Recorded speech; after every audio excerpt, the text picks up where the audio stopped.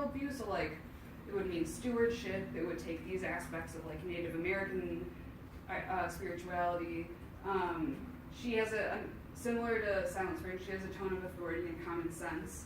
She exposes the failure of top-down dependence to fix the problem and shows why we need everybody in this room to be doing something. And she had a huge impact. She has had a huge impact on grassroots organizing, and it was only published last year.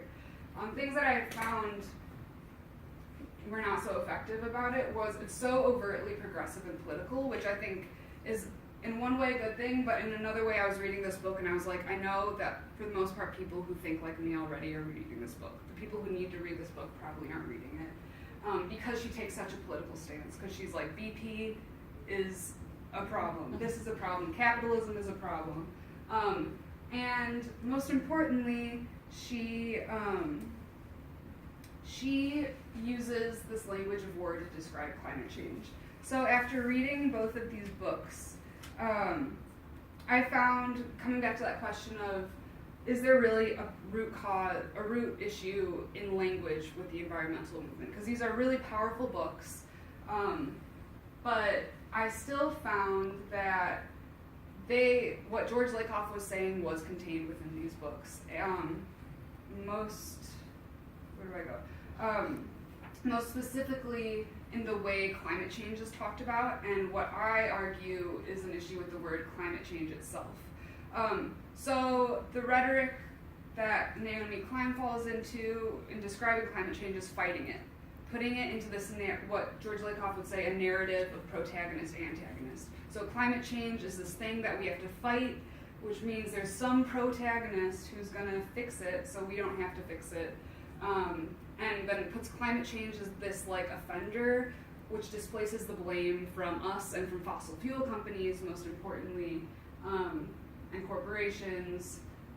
It displaces the blame and kind of puts it in this narrative that allows for responsibility to get shirked. Another issue that I started to think a lot about was the word climate change itself. Because thinking about what George Lakoff says about how we process words, how words have an inherent emotional effect on us, is change isn't urgent or scary. I would argue that people like change. That's why Obama ran on the platform of change we can believe in. That's why people voted for Donald Trump. People like change. It's also a natural phenomenon in life. The seasons change. We change as people. So it's not an urgent, really compelling word. When you hear climate change, you're like, oh yeah, climate change. So it's not urgent, change is natural. It also implies a need for more scientific understanding. It's not common sense. It's sort of an elitist word inherently. Like you need, I've had myself to like actively seek out what climate change actually means and to learn. I mean, it's very real, but you need to understand scientific processes. And I do think that it's important for there to be more scientific literacy, but for the layman, it's not easy to understand. It's not common sense. And it silos the issue to the atmosphere. Like I think of climate change as above me and something happening more atmospherically, though it has a grounded effect, but it's not like you go outside and you see litter or you see chemicals being used and you're like, climate change. It silos the issue and it's become very politicized. So